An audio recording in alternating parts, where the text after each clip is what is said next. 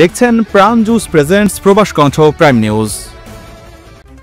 বাতু caves এলাকার একটি সাদামাটা বাড়ি, দেয়ালের আড়ালে গাড়ির নিচে লুকিয়ে থাকা এক নারী নিঃশব্দে কাঁপছিলেন।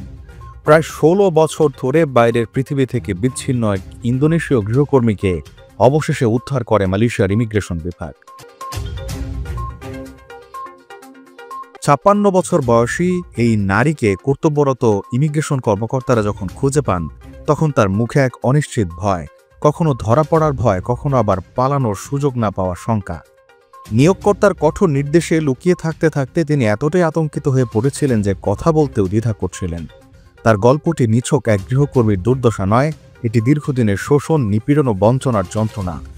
কুয়ালালামপুর, সেলাঙ্গোর সহ সমগ্র মালয়েশিয়ায় জনবল নিয়োগ দিচ্ছে প্রাণ মালয়েশিয়া। আগ্রহী প্রার্থীকে অবশ্যই এইচএসসি বা সমমান পাশ হতে হবে।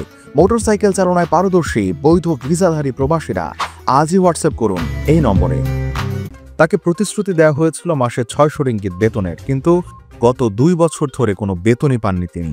নিজের পাসপোর্ট কখনো হাতে পাননি, মোবাইল ফোন ব্যবহার করতে পারেননি, পরিবারের সঙ্গে কথা বলা তো দূরের কথা, কোথাও যাবার স্বাধীনতাও ছিল না।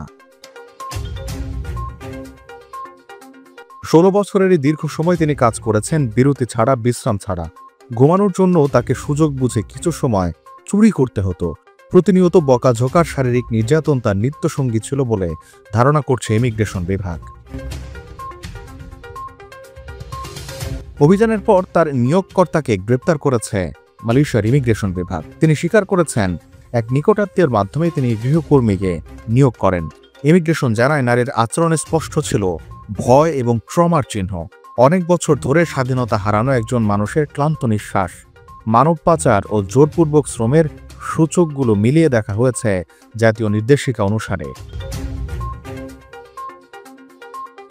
এই ঘটনা আবার মনে করিয়ে দেয় বদ্ধ দরজার আড়ালে কত মানুষ আজও নিঃশব্দে নির্যাতন সহ্য করছে। ইমিগ্রেশন কর্তৃপক্ষ জানিয়েছে মানব পাচার সংক্রান্ত যে কোনো তথ্য তারা সর্বোচ্চ গুরুত্বের সঙ্গে বিবেচনা করবে এবং অপরাধীদের বিরুদ্ধে কঠোর ব্যবস্থা নেওয়া হবে। প্রবাস কণ্ঠ নিউজ ডেস্ক।